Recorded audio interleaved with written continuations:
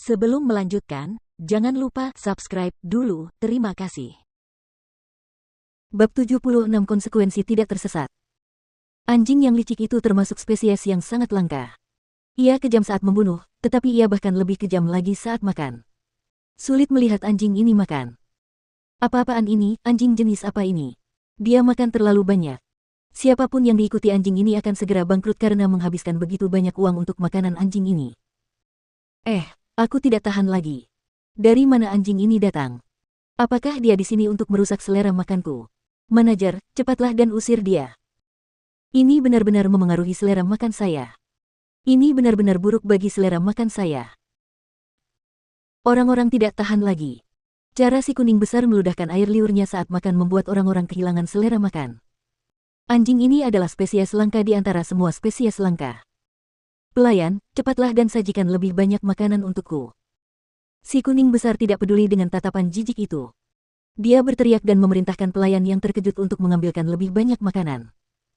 Ya. Pelayan itu tidak berani ragu. Ia bergegas pergi untuk menyiapkan hidangan. Pada saat yang sama, dua pekerja datang dan mengambil piring-piring yang jatuh ke lantai. Di samping jendela, pemuda itu bersandar malas di dinding sambil minum anggur sendirian. Sesekali ia memandang anjing kuning besar itu sambil tersenyum. Tak lama kemudian, meja lain yang penuh dengan hidangan pun tersaji. Mata si kuning besar berbinar-binar, dan ia bertingkah seolah-olah akan melompat ke atas hidangan. Jiang Chen bertindak cepat kali ini. Ia menekan tangannya ke kepala si kuning besar dan berkata, "Anjing sialan, tidak bisakah kau memberiku sedikit wajah yang dirahmati Tuhan? Tidak ada yang akan melawanmu untuk makanan itu. Ruth Wolf. Nak, singkirkan tanganmu." Si kuning besar menyala keras tanpa mempedulikan citranya sendiri. Lidahnya yang sepanjang 1 meter keluar lagi dari mulutnya dan menyapu meja seperti tornado. Semua orang di restoran itu sudah lama lupa soal makan. Mereka semua hanya menatap anjing kuning besar itu. Beberapa garis hitam muncul di dahi Jiang Chen dan Yan Chen Yu. Jiang Chen bersumpah pada dirinya sendiri bahwa dia tidak akan pernah membawa Big Yellow ke restoran lagi. Dia tidak ingin kehilangan muka seperti ini lagi. Pelayan, berikan saya meja lain. Big Yellow telah menghabiskan semua hidangan di meja lagi, jadi dia memesan meja lainnya.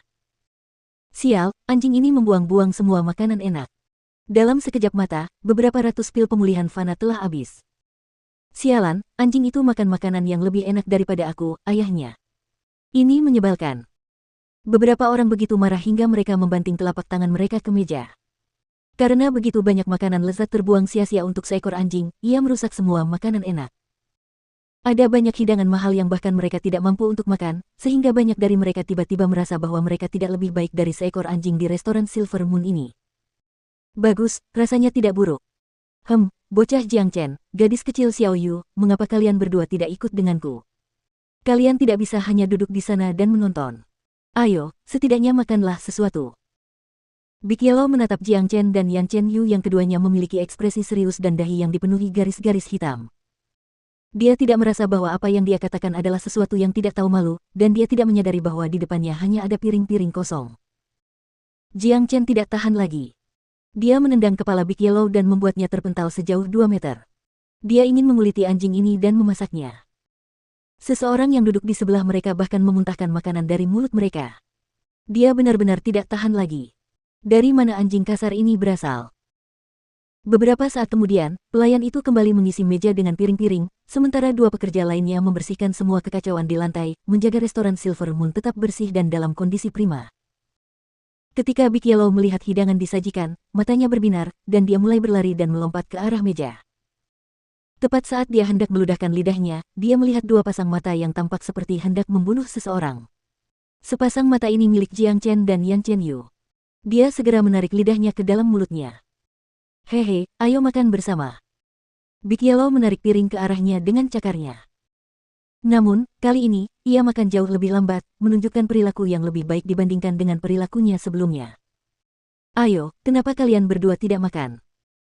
Saat Big Yellow sedang makan, dia terus meminta Jiang Chen dan Yan Chen Yu untuk bergabung dengannya. Teruskan saja makannya. Kami akan segera pergi begitu kamu selesai. Jiang Chen menatap Big Yellow dengan putus asa. Apa gunanya makan sekarang? Duduk bersama anjing ini hanya akan membuat siapapun kehilangan nafsu makan. Hehe, kalau begitu aku akan makan semuanya. Wajah si anjing kuning besar dipenuhi kegembiraan, tetapi tampaknya orang ini telah memutuskan untuk mencicipi semua hidangan secara perlahan. Kecepatan konsumsi ini menjadi jauh lebih lambat. Semua tamu di sekitar menatap mereka beberapa saat, tetapi akhirnya mereka bosan. Mereka berhenti menatap mereka dan berbalik, mereka terus menikmati makanan mereka sendiri dan bergosip. Kompetisi murid lingkaran dalam Provinsi Qi telah berakhir. Nan Beichao dari Paviliun Langit Terbakar mendapat tempat pertama. Kudengar hadiahnya cukup bagus, senjata tempur tingkat tinggi dan ramuan berusia 10.000 tahun. Benar sekali, hadiah untuk kompetisi Provinsi Qi selalu disediakan oleh 4 sekte besar. Kali ini, Paviliun Langit Terbakar yang mendapat hadiahnya. Nan Beichao itu baru berusia 18 tahun, percaya atau tidak. Telinga Jiang Chen berkedut, nampaknya mereka kini akan mendengar orang-orang mendiskusikan Nan Beichao kemanapun mereka pergi, tampaknya menjadi terkenal dalam semalam. Kudengar kompetisi murid-murid lingkaran luar akan diadakan 2 minggu lagi di kota Matahari Berputar.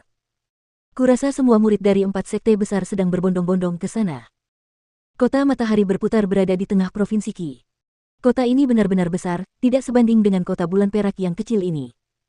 Selain itu, ada cukup banyak murid lingkaran luar yang berbakat dari 4 sekte besar.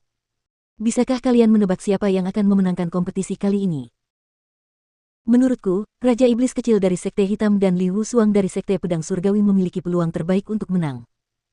Meskipun Paviliun Langit Terbakar dan Lembah Kebahagiaan juga memiliki para jenius, mereka tidak memiliki satu pun yang setara dengan Raja Iblis Kecil dan Li Wusuang.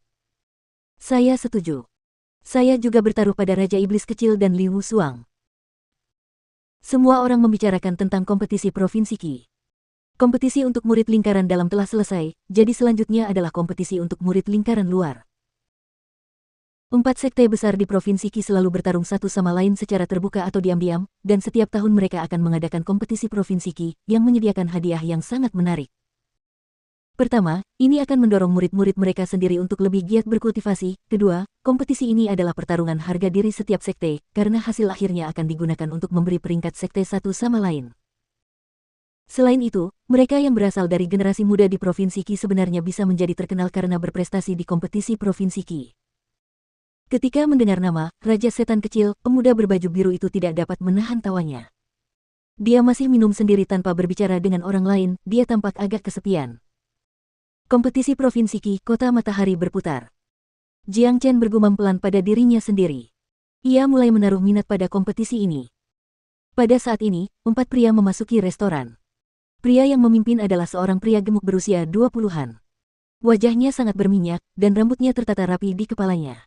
Sepasang mata bulatnya terus berputar dan melihat ke sekeliling. Dia memasuki restoran dengan punggung tegak dan aura seorang pengganggu. Di samping pria gemuk itu ada seorang pemuda lain yang juga berusia 20-an. Pemuda itu sedang memegang kipas di tangannya, dan dari tatapannya, orang bisa dengan mudah tahu bahwa dia adalah anak keluarga kaya. 2 pria berwajah kasar mengikuti di belakang kedua pria ini. Wajah mereka menunjukkan ekspresi arogan. Hei, ini Tuan Muda Yin, dan Tuan Muda Liu juga. Silakan ikuti saya ke lantai atas, Tuan Muda. Ketika pelayan itu melihat pria gemuk itu, wajahnya langsung berubah menjadi sangat sopan. Dia terus membungkuk dan menyapa keduanya. Banyak orang langsung menundukkan kepala saat melihat si gendut. Mereka yang bergosip langsung terdiam, seperti tikus yang baru saja melihat kucing datang menghampiri mereka.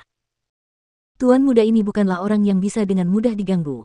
Tuan Muda Yin adalah putra wali kota. Nama lengkapnya adalah Yin Ren, dan restoran bulan perak ini dimiliki oleh keluarganya. Yin Ren adalah salah satu pengganggu di kota bulan perak. Dia adalah orang yang sangat hedonistik, dan karakternya sesuai dengan namanya, seorang maniak seks. Dia suka menggertak pria lain dan menculik gadis-gadis. Tuan muda di sebelahnya adalah Liu, tuan muda lainnya dari salah satu keluarga kaya di kota bulan perak. Keduanya memiliki karakter yang mirip dan berpikiran sama. Yin Ren adalah karakter untuk namanya, Yin berarti perak. Yin Ren juga Yin Ren berarti maniak seks, orang cabul. Dalam. Yin Ren menganggukkan kepalanya dan mulai berjalan menuju tangga. Matanya yang cabul melirik semua meja di lobi lantai pertama sebelum akhirnya tertuju pada Yang Chen Yu. Kedua matanya menyipit. Meskipun dia hanya bisa melihat satu sisi wajah Yang Chen Yu, darah mulai mengalir deras ke wajahnya. Hobi terbesar Yin Ren adalah wanita, dan gadis cantik seperti Yang Chen Yu bagaikan daya tarik yang mematikan bagi orang super hedonis seperti Yin Ren.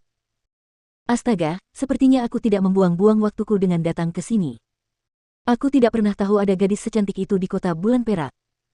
Dia seperti makhluk abadi dari surga, aku yakin hanya gadis seperti ini yang benar-benar bisa menjadi pasanganku.